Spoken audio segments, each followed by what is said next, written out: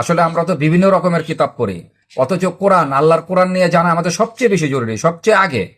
এটাই যে সবচেয়ে বেশি কর্তব্য। নাহমাদুহু ওয়া নুসাল্লি আলা রাসূলিহিল কারীম ওয়া আলা আলিহি ওয়া সাহবিহি আজমাইন, আম্মা বা'দ। সুপ্রিয় দর্শক শ্রোতা, আজকে আমি আপনাদের সামনে আমার অনুবাদকৃত একটি কিতাব নিয়ে কথা বলতে এসেছি। আমার হাতে যে কিতাবটি আছে সেটি হচ্ছে ইমাম নাসাই রাহিমাহুল্লাহ রচিত ফাজায়েলে কোরআন। তো ফাজায়েলে কোরআন বললে আমরা স্বাভাবিকভাবে যা বুঝি সেটা হলো বিভিন্ন সূরার ফজিলত। আসলে ইমাম নাসাই রাহিমাহুল্লাহ রচিত এই ফাজায়েলে কোরআনটা কেবলমাত্র বিভিন্ন সূরার ফজিলত এই ধরনের কিতাব না। এটা আসলে কি ধরনের কিতাব, এটা বোঝার জন্য আমরা যদি এর সূচিপত্রের দিকে তাকাই তাহলে আমরা বুঝতে পারবো। সূচিপত্রের মধ্যে যেভাবে ওহী অবতীর্ণ হয়, কোরআনটা কিভাবে অবতীর্ণ হয় এই বিষয়ে এখানে আলোচনা আছে। আর নবীজি সাল্লাল্লাহু আলাইহি ওয়াসাল্লামের উপর বিভিন্ন কিরাতে যে কোরআন নাজিল হয় এই বিষয়ের আলোচনা এখানে রয়েছে। তারপরে কোরআন নাজিলের কিরাত পদ্ধতির ভিন্নতা, সূরা নাজিলের ধারাবাহিকতা, যাদের ভাষায় কোরআন নাজিল হয়েছে, কোরআন নাজিলের শুরু ও শেষ সময়ের ব্যবধান, ওই লেখকের প্রসঙ্গে, কারা কারা ওই লেখক, এই কোরআন নাজিল হলে যারা যারা লিখতেন এই ওই লেখকের প্রসঙ্গে এখানে এসেছে। তারপরে কোরআনের কারিদের আলোচনা, রাসূলুল্লাহ সাল্লামের যুগে কোরআন হিফজকারী 4 জনের ব্যাপার আলোচনা। তারপরে যে কোরআন সংকলন হয়েছে এই কোরআন সংকলন প্রসঙ্গে।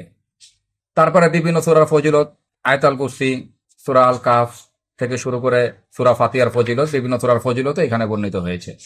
তারপরে কোরআন শেখা, তার উপর আমল করার নির্দেশ, কোরআন শিক্ষা দানকারীর ফজিলত, কোরআন মাজিদ বারবার তেলাওয়াত করার আদেশ, সুন্দর কণ্ঠে কোরআন পাঠ করা, কণ্ঠ দীর্ঘ করা, তারতিলের সাথে কোরআন তেলাওয়াত করা। মোট কথা হচ্ছে যে এই কিতাবটি যদি কেউ পড়ে কোরআন সম্পর্কে তার মোটামুটি একটা ধারণা হবে।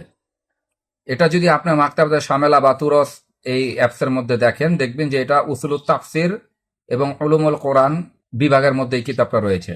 তো এই কিতাবটি সবচেয়ে সহজ বিষয় হচ্ছে এইটি যে এই কিতাবটি সাধারণ মানুষ থেকে শুরু করে আলেম, তলেবুল ইলম সবাই এটা বুঝতে পারবে।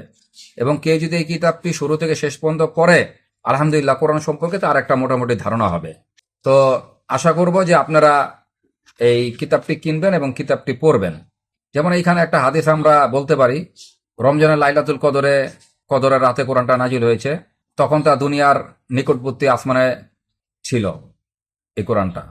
অথবা আল্লাহ যখন তা থেকে কিছু বা কোনো অংশ নাজিল করতে চাইতেন তখন নাজিল করতেন। এর শুরু ও শেষের মাঝে ব্যবধান ছিল 20 বছর। তো এই যে এই ধরনের আর অনেক অনেক বিষয়গুলি আমরা জানতে পারবো। আর সবচেয়ে আসল কথা হচ্ছে যে প্রতিটা হাদিসের তাকিক দেওয়া আছে। আমি অনুবাদক এবং সম্পাদক মিলে এই হাদিসগুলোর তাকিকগুলো আমরা উল্লেখ করেছি। কোন ইমাম এই হাদিস নিয়ে কি বলেছেন সেগুলো আছে ভিতরের অংশে পুরা তাকিক করা।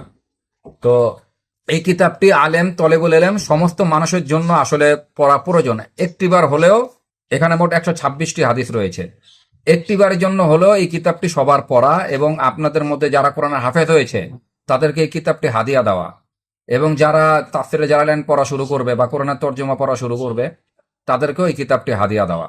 ইমাম নাসাই রাহিমাহুল্লাহর রচিত একটি কিতাব। এখানে এটা বইটি হচ্ছে ইমাম নাসাই রাহিমাহুল্লাহ। আমি শুধু এখানে অনুবাদ করেছি। এখানে অনুবাদককে এটা মেন বিষয় না, মেন বিষয়টা হচ্ছে অনুবাদ ঠিক আছে কিনা। যেহেতু এটা ইমাম নাসাই রাহিমাহুল্লাহর কিতাব, আশা করি আপনারা কিতাবটি পড়বেন। আর এটা সবার আসলে পড়া উচিত, কোরআন সম্পর্কে আমাদের আসলে জানা উচিত। তো আমি আশা করব যে কিতাবটি সবাই কিনবেন। কিতাবটি পেনফিল্ড পাবলিকেশন প্রকাশ করেছে।